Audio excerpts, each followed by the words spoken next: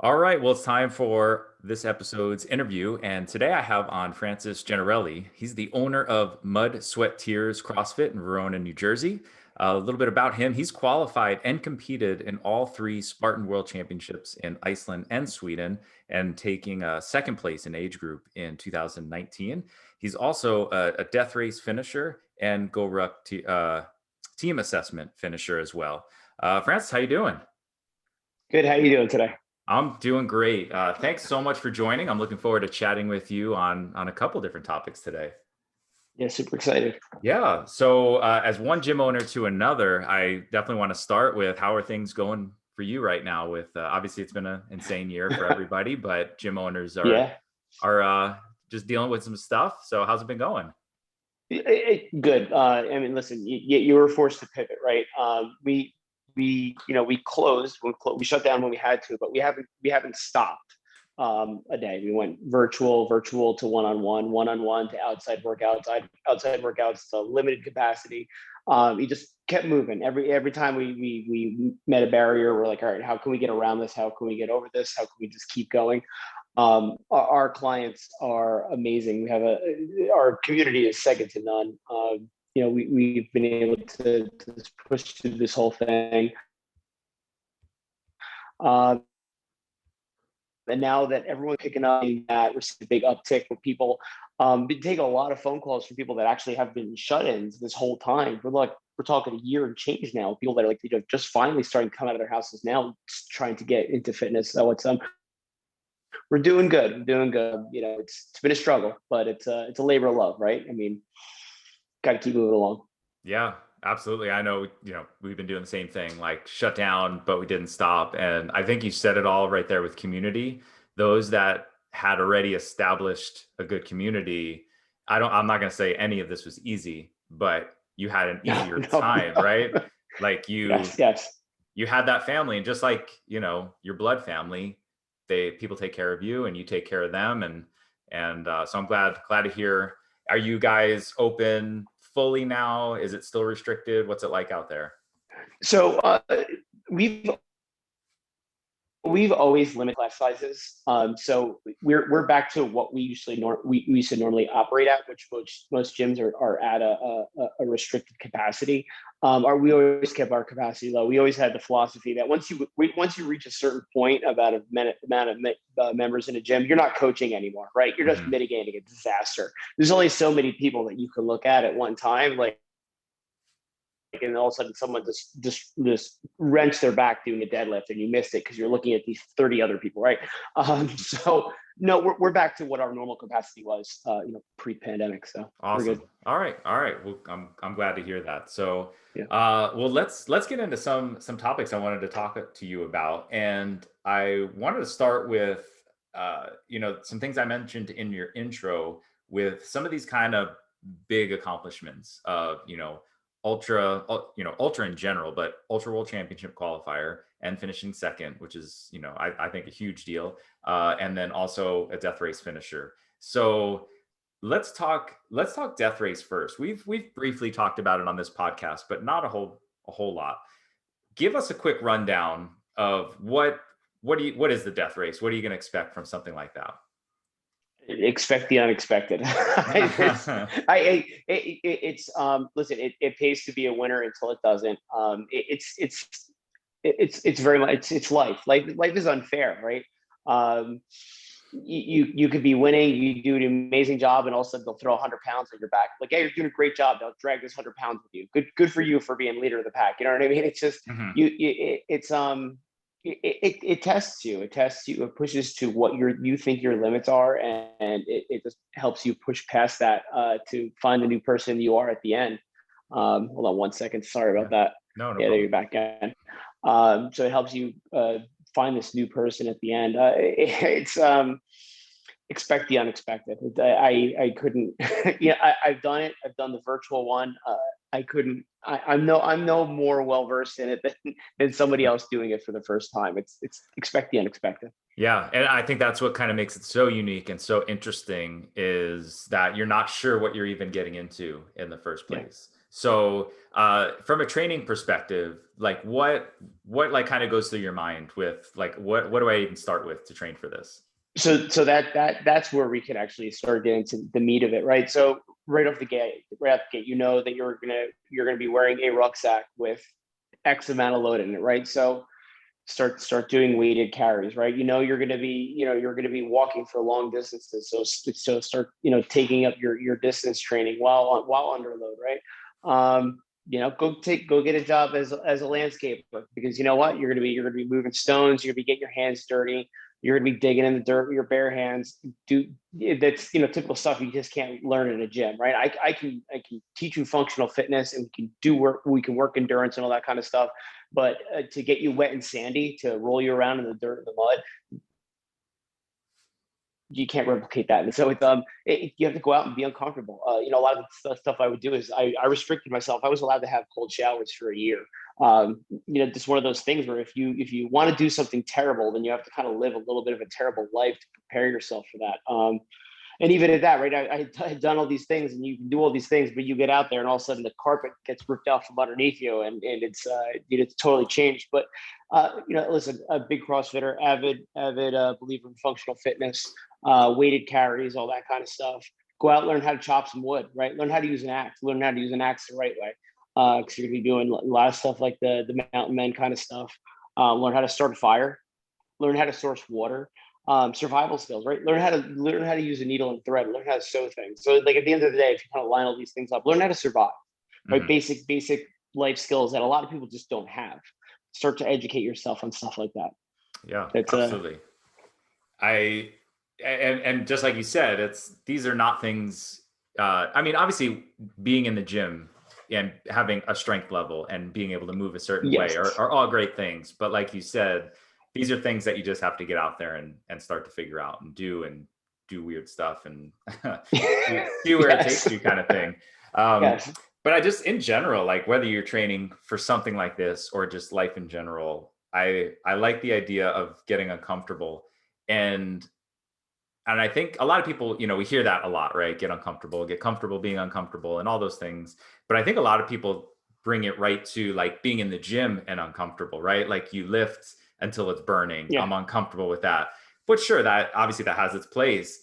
But I think what you're saying is a lot more than that, right? It's we've become Oh very yeah. comfortable, and how we can incorporate things to make it a little bit life a little bit harder is going to go a long way.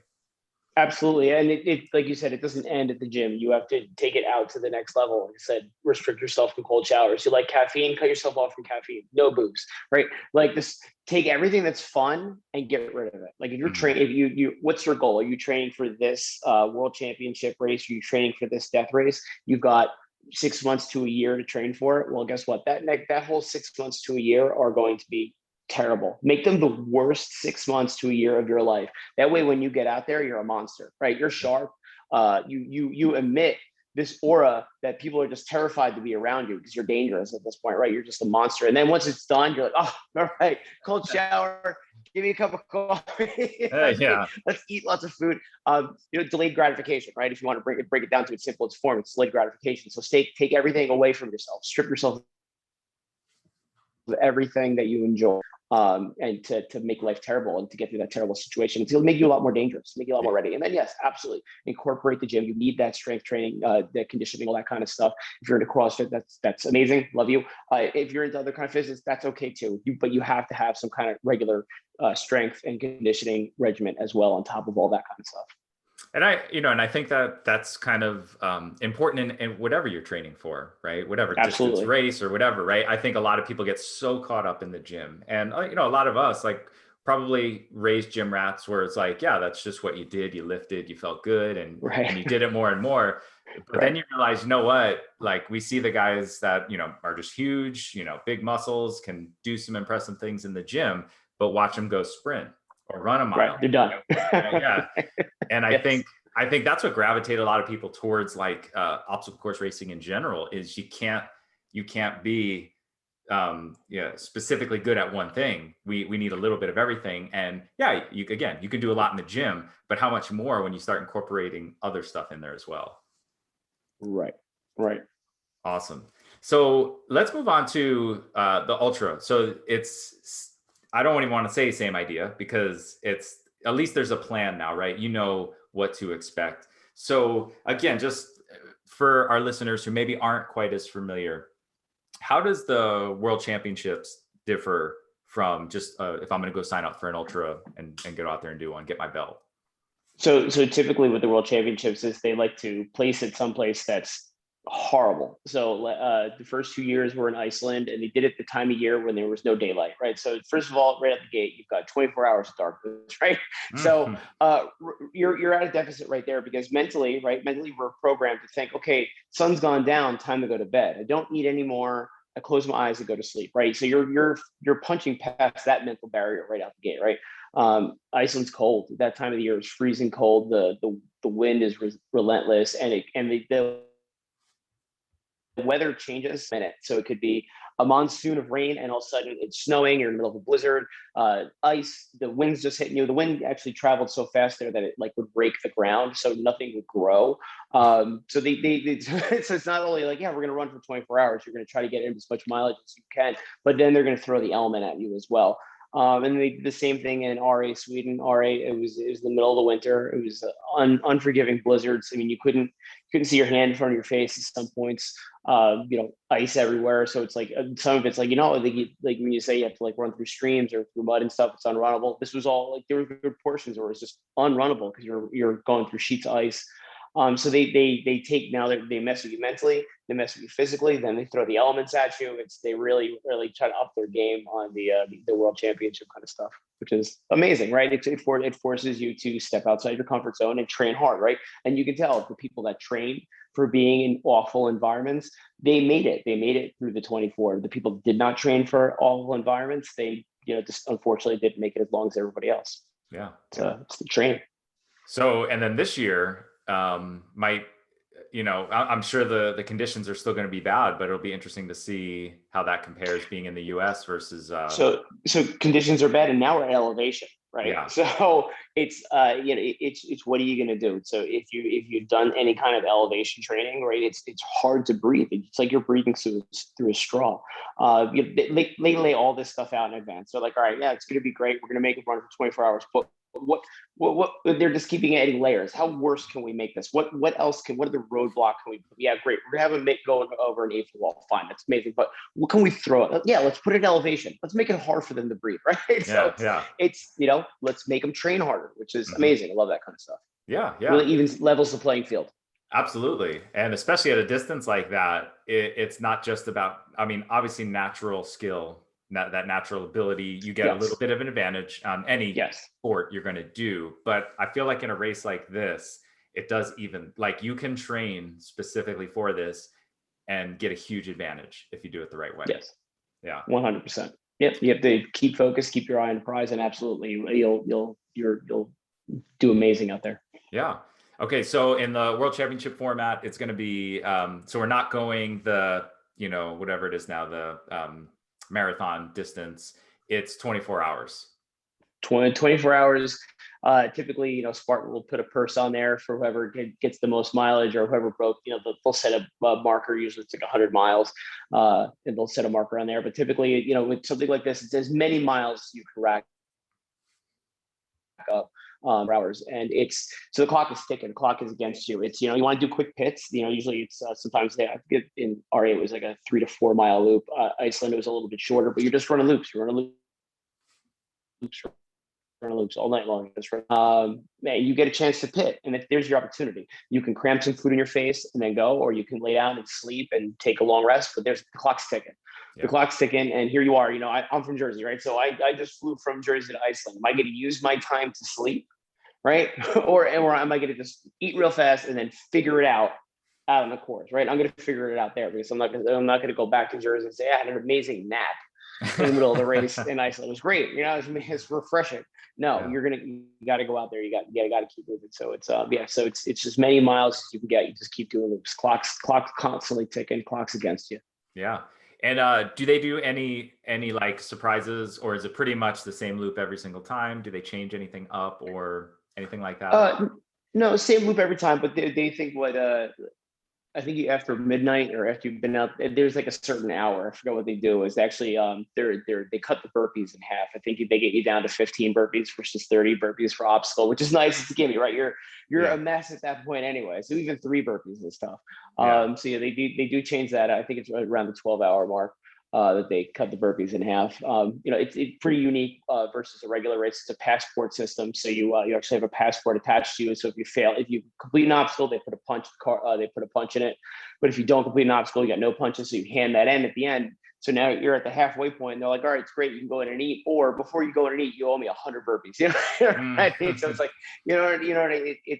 it's a pretty cool system, but at the same time, it's a little defeating as well because you're like right there, but you can't stop until you pay a gigantic burpee penalty.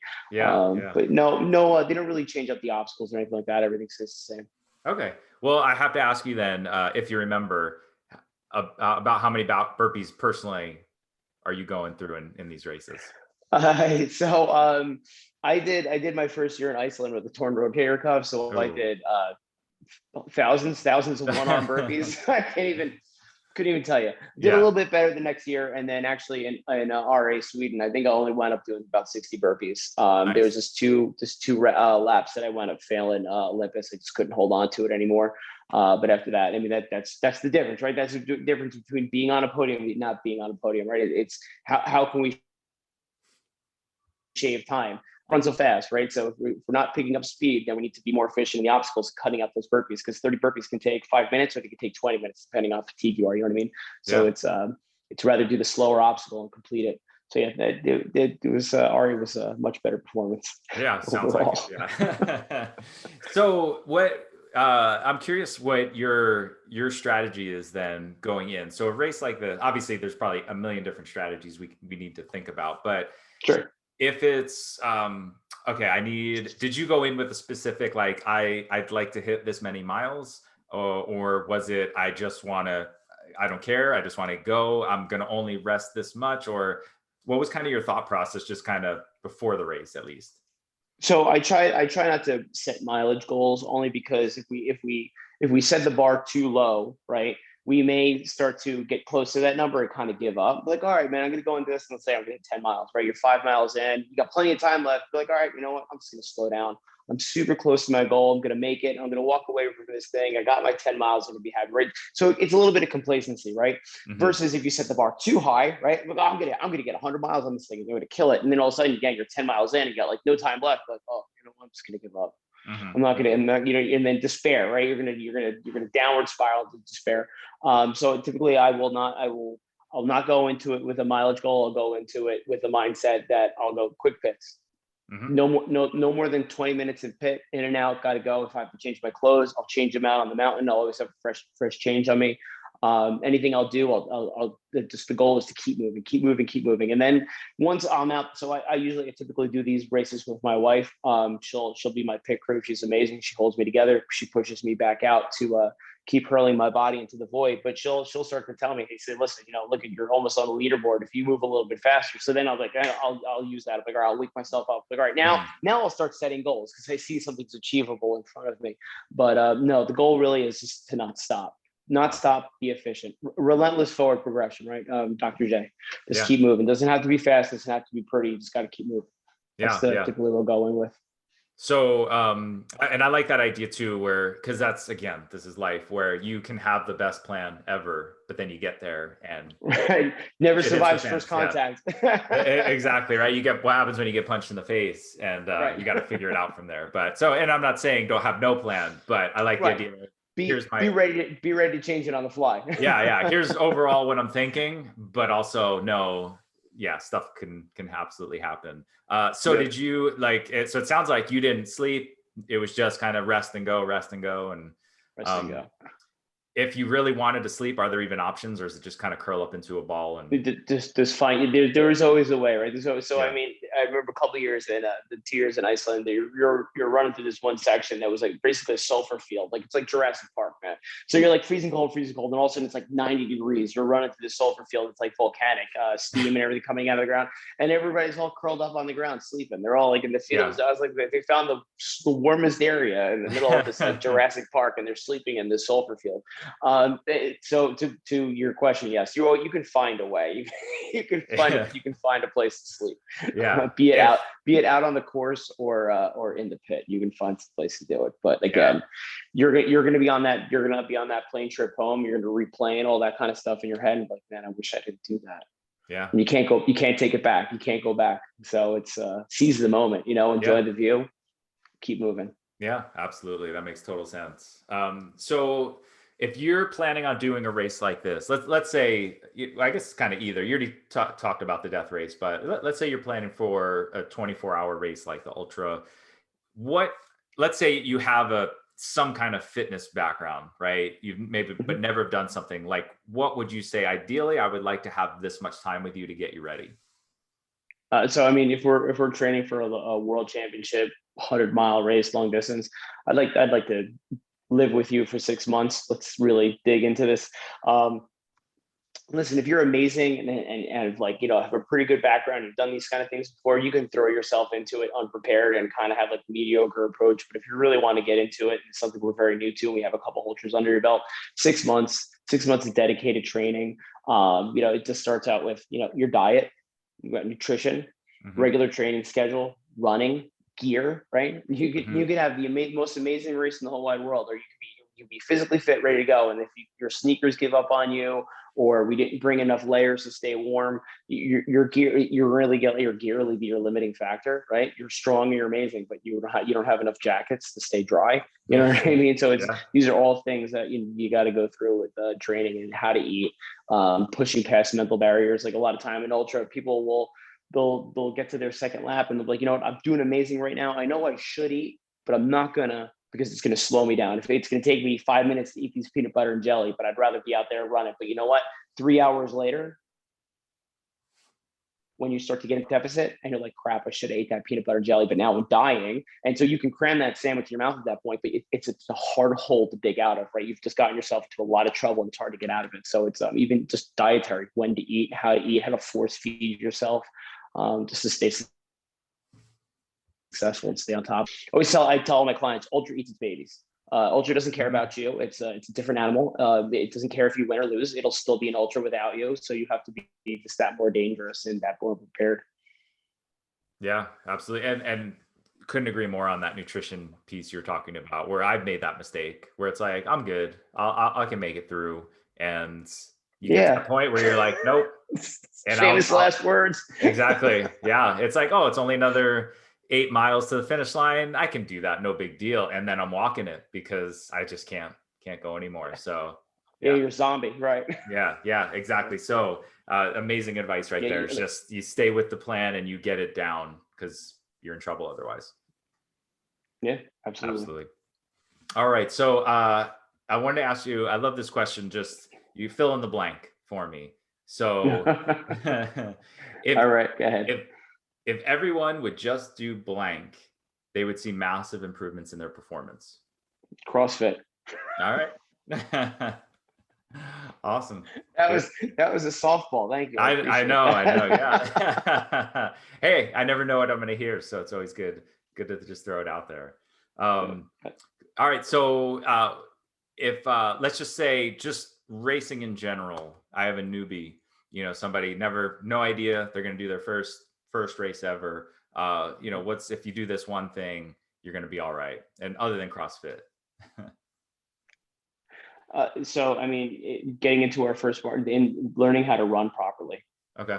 I mean, and not even just running and running for distance, learning how to run properly, the mechanics, how to land our feet, our posture, right? Because there's a lot of things you see, like, and it's a discussion we have a lot is, and it stems from our youth, is no one ever teaches you how to run, right? When you're in high school sports or grade school sports, coach will say, go run some sprints, right? Go do some laps. Mhm. How? How should I land my foot? And if you like your feet are slamming on your ground, you hear all these kids running properly and stuff. If anything, if there's one piece of advice to get you out there, then CrossFit, because it's Yeah. amazing. But Yeah. it's how to run properly. There's tons of amazing resources out there. Educate yourself on how to run.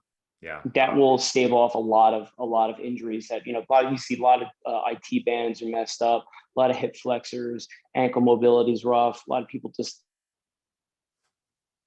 they're like a lot of plantar fasciitis, and a lot of that can be saved off if people just learn how to run properly. Find a good Yeah, running coach and learn how to run properly. Yeah. absolutely. Absolutely. Great advice. What's the favorite obstacle of yours? Anything hanging. So rope climbs, rig. It's super fun stuff. Like you could be Tarzan, right? Hmm. It's like Indiana Jones. I love anything like that. Hate weighted carries. Hate it.